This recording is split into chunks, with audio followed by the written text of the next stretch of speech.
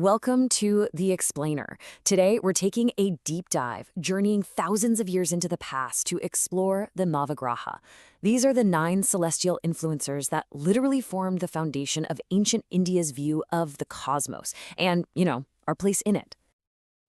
This line, it's from the Rig Veda, one of the oldest texts humanity has, and it's so much more than just beautiful poetry. It's the real starting point for this profound worldview where the planets and stars weren't just distant twinkling objects, but the actual lifeblood of all existence. Okay, so to get our heads around this incredible system, we've got a simple roadmap. We'll kick things off with the big picture, the Vedic cosmic blueprint. Then we'll meet the stars of the show, the 9 celestial influencers themselves. After that, we'll dive into their amazing myths and meanings, uncover the really surprising science behind it all, and finally, we'll bring it all home and explore what this ancient philosophy can mean for us today. So, first things first, how did this grand cosmic map even come to be? Let's dive right into that Vedic blueprint. The entire system is built on what are known as the Vedas. And that word Veda literally just means knowledge. And I mean all of it. These texts were kind of like the original encyclopedia, covering everything from secret rituals and music to medicine and, of course, astronomy. There are 4 main texts, the Rig Veda, Yajurveda, Samaveda, and Atharva Veda. You can think of them as the 4 foundational pillars that hold up this entire worldview. Each one adds layers of hymns, rituals, and philosophies that build out the cosmic framework. Now, according to these texts, the universe is anything but random. It's actually governed by the single, really elegant universal law called Rit. The best way to think of it is like the ultimate cosmic operating system. It's the program that ensures every single star and every planet moves in perfect, predictable order. But this cosmic order isn't just some abstract idea. It's actively managed by 9 key players. So it's time to meet these celestial influencers, the ones known as the Navagraha. And this right here, this is a total game changer of an idea. In later texts that expanded on these concepts, the creator god Brahma doesn't just create the planets, he appoints them. He gives them a job, a divine duty, to administer the universal law of karma. And look at this setup. It's basically a celestial royal court. You've got the sun as the king, representing the very soul. The moon is the queen, governing our minds and our emotions. You've got a commander, a prince, 2 different kinds of teachers. And then there's Saturn, the great judge, who impartially hands out the results of our actions. And on top of all that, you have these 2 mysterious shadow planets, Rahu and Ketu, who govern things like illusion and spirituality. Now, to make these big, abstract roles feel more real, ancient storytellers wove these absolutely incredible mythologies around each one, giving them distinct personalities, rich histories, and complex motivations. And this just perfectly illustrates the balance in the system.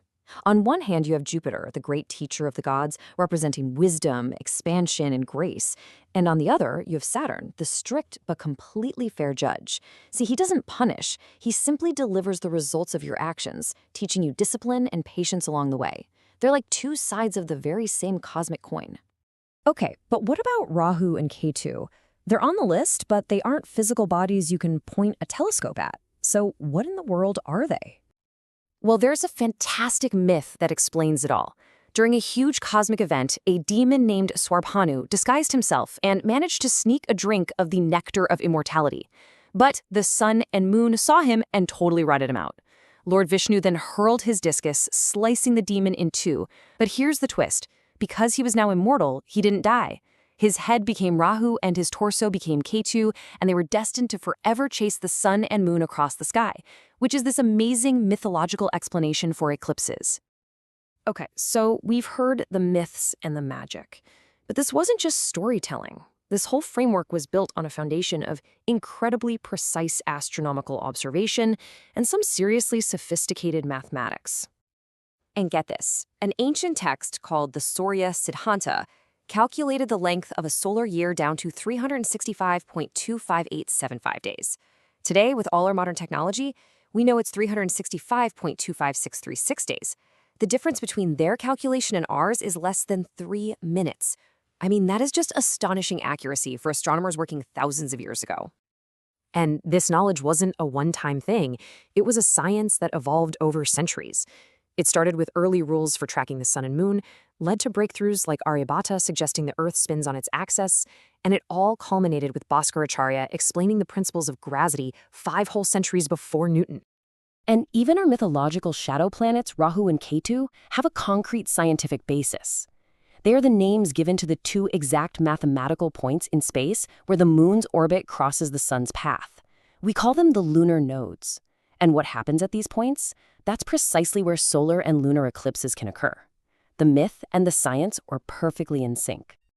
But at the end of the day, all of this astronomy, all this math and mythology, it all boils down to a really profound philosophy about the intimate connection between the massive cosmos out there and our own inner lives. The central guiding principle is this: the human being is a microcosm, a tiny little reflection of the macrocosm, which is the universe. Everything that exists out there in space also exists right here inside of you.